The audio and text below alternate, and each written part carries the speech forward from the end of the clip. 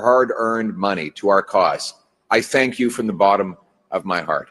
To the millions of people who voted for the Conservative Party and put their hopes and dreams in our vision, thank you. It will be an honor to continue to fight for you and to be a champion of your cause as we go forward.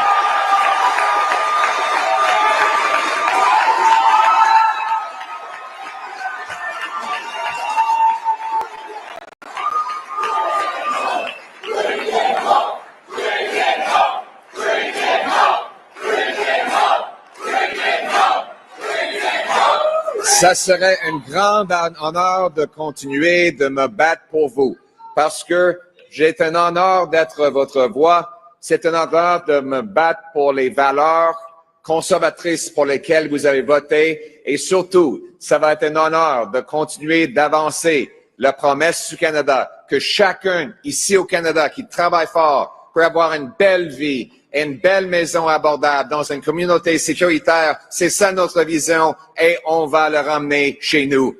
Merci beaucoup.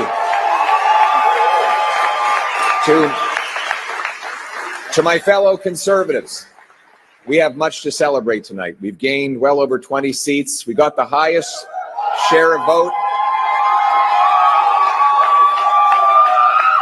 our party has received since 1988. We denied the NDP and Liberals enough seats to form a coalition government, meaning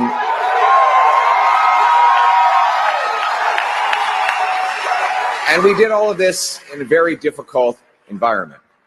That said, we are cognizant of the fact that we didn't quite get over the finish line yet. We know that change is needed, but change is hard to come by. It takes time. It takes work. And that's why we have to learn the lessons of tonight so that we can have an even better result the next time the Canadians decide the future for the country.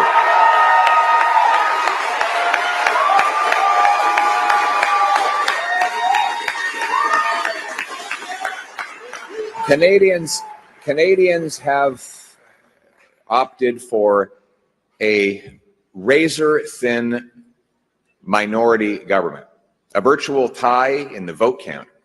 So I would like to congratulate Prime Minister Carney on leading this minority government.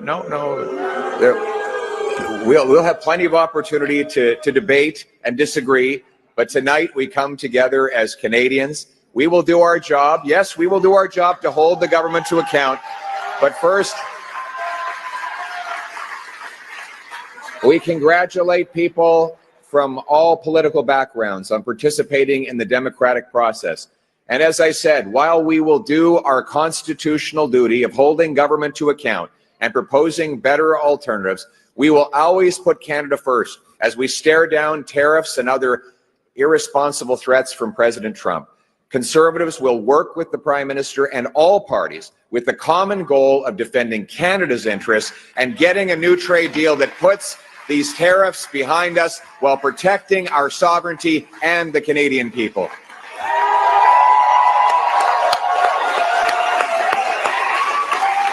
I want to thank my Conservative team, my caucus, my members of the Conservative staff and others who've helped reshape the entire political landscape in this country.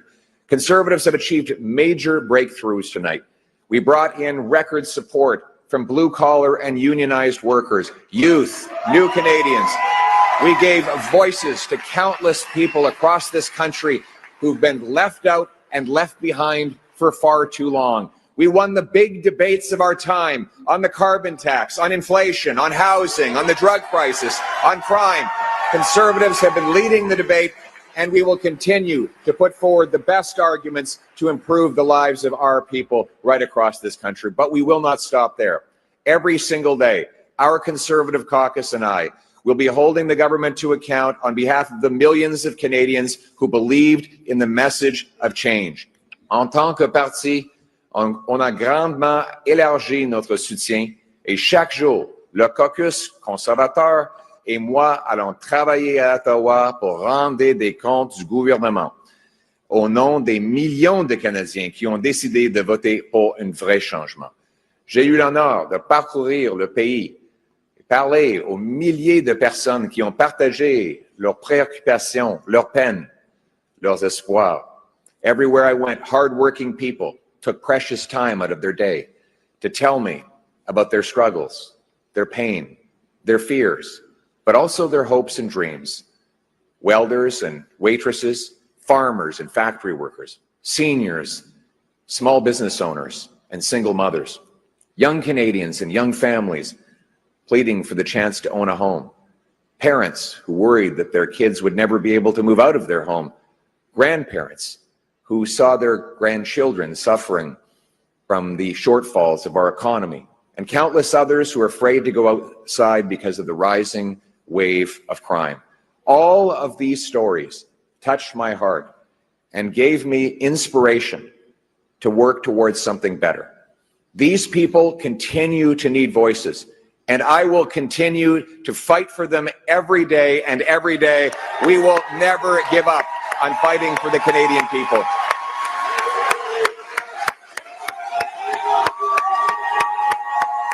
Thank you. We hear your stories. We will carry those stories with us into Parliament. We will not forget the people for whom we work and for whom we fight every day. Now, I know that some of you might be disappointed that change did not get over the finish line tonight. Change takes time. Most of all, it requires that we never give up, because our people and our country are worth fighting for.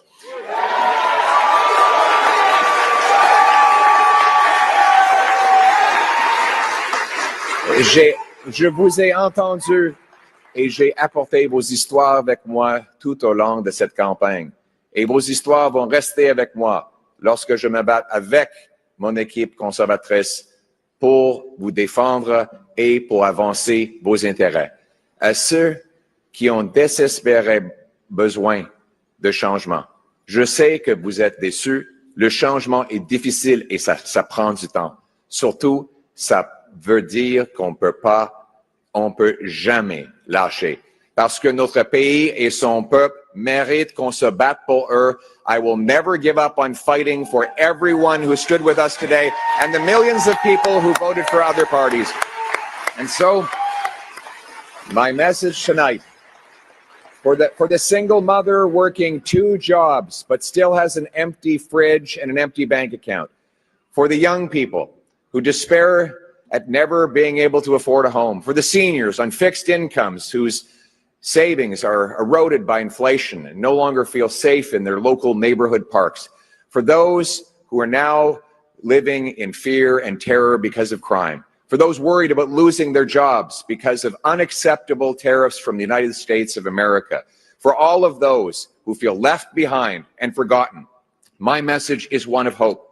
Change will take time, but we will fight for that change, and we will deliver that change, and we will never give up on fighting for the great Canadian promise that anyone from anywhere can achieve anything, that hard work gets you a great life in a beautiful house on a safe street protected by our brave troops under our proud flag. Canada first, Canada always. Let's bring it home. Thank you very much, Canada. Merci beaucoup, Canada. Yeah, we fight for what's right. We're wild and we're free from the mountains of blood. Campaign around it. It was dealing with Donald Trump in the United States. So on that issue, fine. But as far as the Liberal record is concerned, what they've produced in Canada over the last 10 years, this is the effect.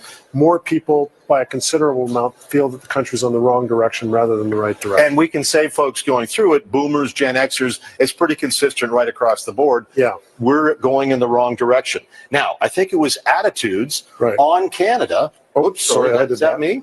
That was me. Okay, there we go. Canada is broken. This is what Pierre Poilievre was saying last fall. Thank you, thank you, thank you. It's with profound